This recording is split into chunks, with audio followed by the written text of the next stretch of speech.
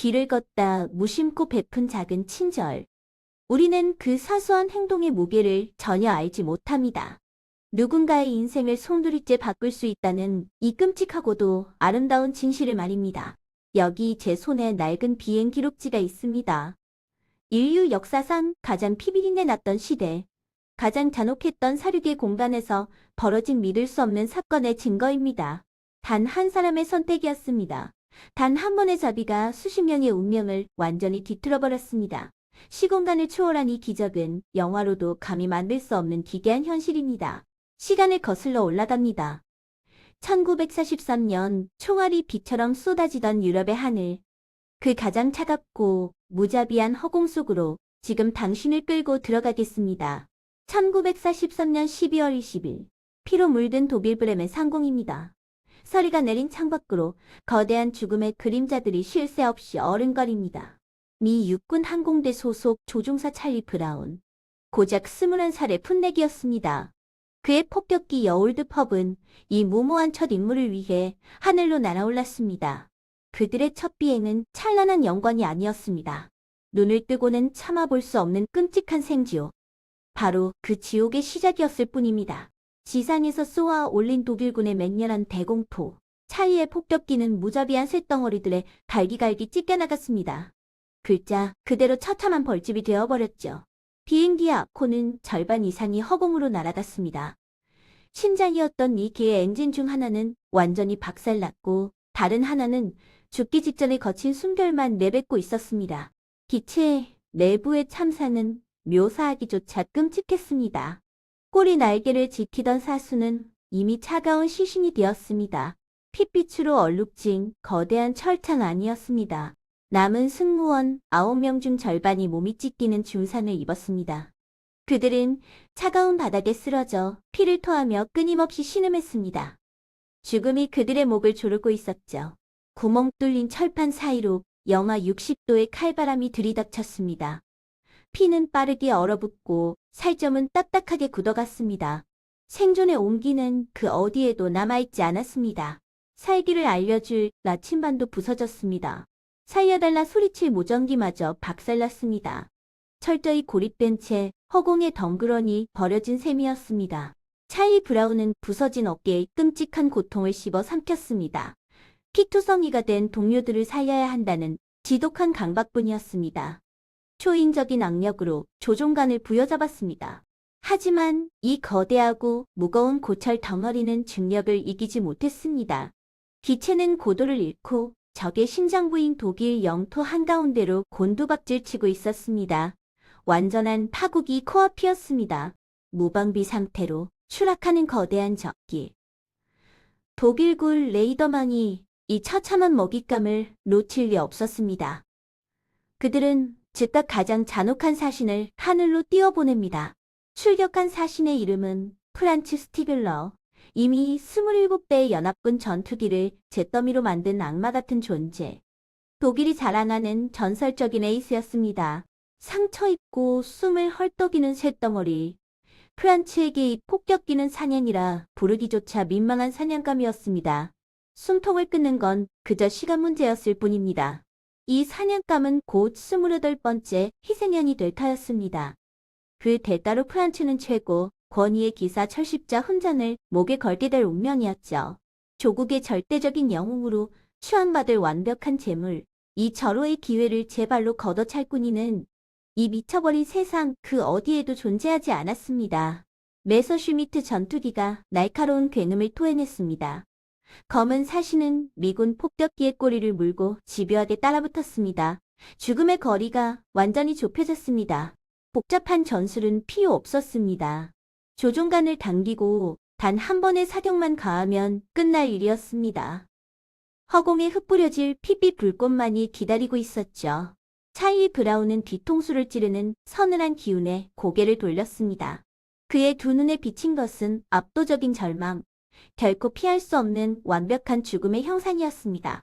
기체 꼬리에 선명히 박힌 검은색 십자가. 그 문양은 사신이 보내는 사형 선고장과 같았습니다. 찰리의 이성은 그 순간 처참하게 무너져 내렸습니다. 저항할 의지조차 상실한 승무원들. 그들은 체념한 채 두 눈을 감고 신을 찾았습니다. 그저 고통 없는 죽음만을 바라는 슬프고도 비참한 기도였습니다. 사냥꾼의 차가운 손가락이 기관총 방아쇠 위로 조용히 올라갔습니다. 아주 미세한 힘만 주면 끔찍한 파비의 비가 무자비하게 쏟아질 참이었습니다. 프란치는 조준경 너머로 사냥감을 샅샅이 훑어보았습니다. 십자선 안에 포착된 흉측하게 부서진 동체. 그는 바로 그 안에서 무언가를 목격하고 맙니다. 학살의 카운트다운이 끝나는 순간이었습니다.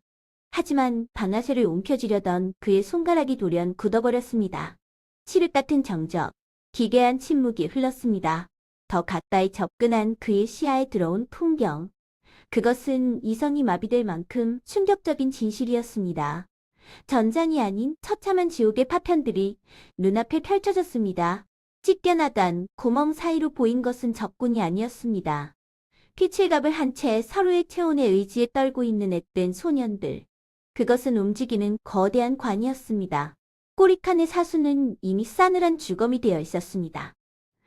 방어용 기관총들은 모조리 부서진 채 땅을 향해 기괴하게 고개를 숙이고 있었죠. 완전한 무방비 상태였습니다. 그것은 더 이상 비행기가 아니었습니다. 그저 하늘을 떠도는 거대하고 끔찍한 강철관에 불과했습니다. 숨을 쉬는 자들조차 죽은 자들과 다름없었으니까요. 프란치의 뇌리를 강타한 것은 과거 비행 스승의 엄중한 목소리였습니다. 이 끔찍한 살육의 현장에서 문득 기사도의 망령이 되살아난 겁니다. 우리는 조국을 위해 피를 흘리는 고결한 기사다. 무기를 버리거나 낙하산을 맨 자들은 더 이상 우리의 적이 아니다. 그것이 그들의 철칙이었습니다. 저항할 수 없는 자에게 방아쇠를 당기는 놈은 내 손으로 직접 처단하겠다. 스승의 그 섬뜩한 경고가 프란치의 귓가에 미친 듯이 울려 퍼졌습니다. 프란치는 결국 방아쇠에서 손을 거두었습니다. 이 부상당한 소년들은 저항할 의지조차 상실한 상태였습니다. 여기서 총을 쏘는 건 전투가 아니었으니까요. 그것은 그저 일방적이고 구역질 나는 학살일 뿐이었습니다. 전장의 영웅이 하루아침에 비열한 도살자로 전락하는 끔찍한 순간을 피한 겁니다. 하지만 이 선택의 대가는 참혹했습니다. 적을 살려주었다는 사실이 상부에 발각된다면 그는 즉시 반역죄로 총살당할 운명이었습니다. 목숨을 건 잡이었죠. 그럼에도 프란츠는 이 미친 짓을 감행합니다. 그는 기술을 돌려 미군 폭격기의 오른쪽 날개 옆으로 바짝 다가갔습니다. 믿을 수 없는 동행의 시작이었습니다. 미군 조종사 찰리는 창밖을 보며 자신의 두 눈을 의심했습니다. 방금 전까지 자신들의 숨통을 끊으려던 사신이 나란히 비행하고 있었으니까요. 프란츠는 부서진 창살 너머로 공포에 질린 찰리를 향해 다급히 손짓했습니다. 대공포 부대가 없는 바다 쪽으로 당장 기술을 돌리라는 필사적인 신호였습니다. 하지만 이 기만적인 전장에서 적의 호의를 곧이곧대로 믿을 수는 없었습니다. 찰리는 극한의 경계심을 품은 채 그 기괴한 호위기를 노려보았습니다. 해안가에 도달하자 독일군 대공포 부대가 상처 입은 폭격기를 향해 포구를 겨눴습니다. 완벽한 표적. 찰리의 숨통이 다시 한번 조여왔습니다. 그 순간 프란츠는 자신의 전투기를 미군 폭격기에 완전히 밀착시켰습니다. 스스로를 인간 방패로 삼아버린 겁니다. 독일군 대공포 부대는 극심한 혼란에 빠졌습니다. 적군의 에이스 전투기가 바짝 붙어있는 탓에 그들은 함부로 포탄을 내릴 수 없었습니다. 프란츠는 그렇게 적의 심장부에서 적기를 안전한 바다로 빼돌렸습니다. 두께에 얼어붙은 바다 위. 안전한 공역에 접어들자 사신은 마지막 인사를 건넸습니다. 진심을 다한 묵직한 격려. 무사히 살아서 돌아가라는 무언의 메시지였습니다. 그리고 그는 짙은 안개 속으로 기술을 돌려 영영 자취를 감췄습니다. 찰리와 9명의 승무원은 기적적으로 영국 기지에 비상 착륙했습니다. 전원 생존, 완벽한 기적이었습니다. 전쟁이 끝난 후에도 이 기괴한 진실은 철저히 묻혀야 했습니다. 상부의 가혹한 입단속 때문이었죠. 독일군 역시 그들의 영웅이 저지른 반역을 까맣게 몰랐습니다. 그렇게 수십 년의 잔혹한 침묵이 흘렀습니다. 은퇴한 찰리의 가슴 속에는 죽기 전 반드시 풀어야 할 지독한 갈증이 남아 있었습니다. 지옥의 문턱에서 자신들을 구원한 그 푸른 눈의 악마. 아니, 천사를 다시 만나는 것. 그것은 단순한 소원이 아닌 강박에 가까운 집착이 되었습니다. 1980년대 후반, 찰리는 전 세계의 참전 용사 잡지와 뉴스레터를 이 잡듯이 뒤지기 시작했습니다. 그램은 상공의 기적을 활자로 쏘아 올렸습니다. 자신들을 살려준 그 조종사를 찾는다는 절박한 광고. 하지만 수년이 지나도 돌아오는 것은 지독한 침묵뿐이었습니다. 시간은 무심하게 흘러만 갔습니다. 소망이 먼지처럼 바스라지려던 찰나. 기적은 전혀 예상치 못한 곳에서 날아왔습니다. 캐나다 소인이 찍힌 낡은 편지 한 통. 그것이 멈춰진 시간을 다시 움직였습니다.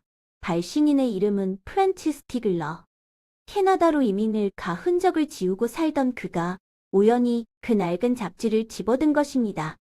소름 끼치는 운명의 장난이었죠. 1990년, 피비린내 나는 하늘에서 헤어진 지 무려 47년 만이었습니다. 학살자와 사냥감이었던 두 남자는 백발의 노인이 되어 마주 섰습니다. 찰리는 원수였던 그 남자를 끌어안고 짐승처럼 오열했습니다. 당신은 적이었지만 그날 하늘에 강림한 유일한 천사였다고. 무너진 감정이 폭발했습니다. 이 비현실적인 재회는 전 세계를 발칵 뒤집어 놓았습니다. 이후 두 사람은 세상을 떠날 때까지 피를 나눈 형제보다 더 질긴 인연을 이어갔습니다. 상상해 보십시오. 만약 1943년 그 얼어붙은 허공에서 프란츠가 명예를 위해 방아쇠를 당겼다면 이 끔찍한 연쇄 작용의 끝은 어디였을까요? 단 한 번의 자비, 방아쇠를 당기지 않은 그 작은 친절 덕분에 10명이 넘는 새로운 생명들이 이 세상에서 숨을 쉴 수 있게 된 겁니다. 가장 참혹한 사륙의 현장에서도 인간성은 끝내 죽지 않았습니다. 단 한 명의 친절, 그것은 때로 총칼보다 무섭게 세상을 구원합니다. 기록을 마칩니다.